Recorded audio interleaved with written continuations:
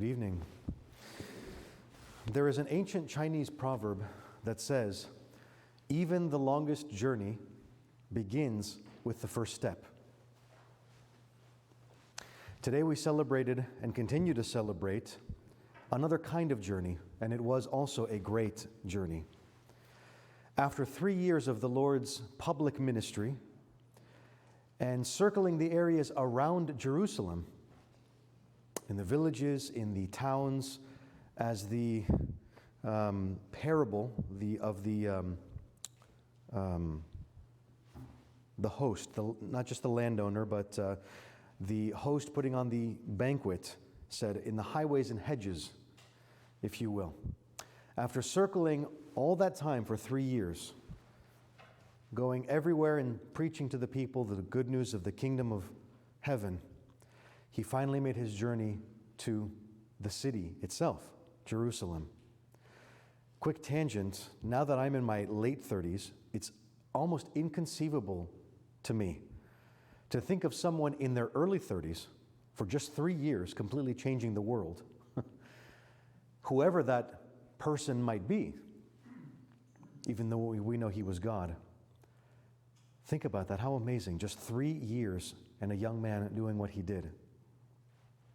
But I digress.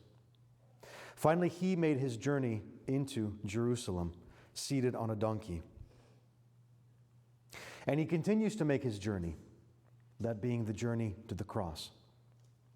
My brothers and sisters, the Christian life is also a journey. It is not a sprint. It is not a one-time thing. It is not, shall we say, simply a moment when God decides, he snaps his fingers and we are saved. It's not how it works. It is very much a journey. And it is a long one too. The Greeks might use the word marathon. Not a sprint, but a marathon. And we too go with him on this journey as we begin Holy Week especially. But in reality, it's not just about this week. It's about our whole life being a journey. And that may seem daunting to us. And indeed it is. It's, of course, life's greatest journey. There's nothing greater, ever, that could even ever possibly be greater. But thankfully, we do not go on this journey alone. We go with him. Whether that journey be during Holy Week, or whether that journey be during Bright Week, or in the summertime, or in the fall, or winter, spring, doesn't matter. Or any other of the many number of years, God willing, that we may live, and beyond that even as well. We also are on a journey. And so like any journey, we have to take with us what we need. We have to take provision. We have to take water. We have some people with scouting experience here. And we know that you got to take some lodging. You got to take a tent. And you got to take tools to hammer that tent into the ground, right? Whatever is needed, food, water, shelter, clothing. So where do we get that for our spiritual journey with Christ? We get that here. We get those things here. We come here to pack up, if you will, and get what we need to continue every step on that journey. And this is an incredible, incredible blessing. May we always remember that we are in it for, and I mean this in the best possible way, we are in it for the long haul.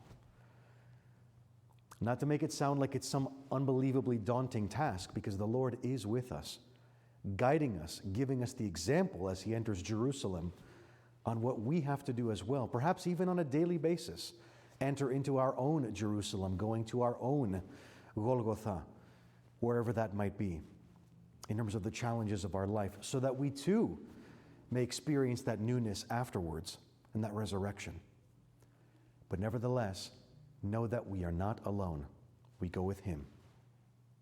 So let us saddle up. Let us get on our donkey as well. And let us continue on this beautiful journey that leads to the reward of all rewards if we are faithful. And by the way, of course, we will fall off the path.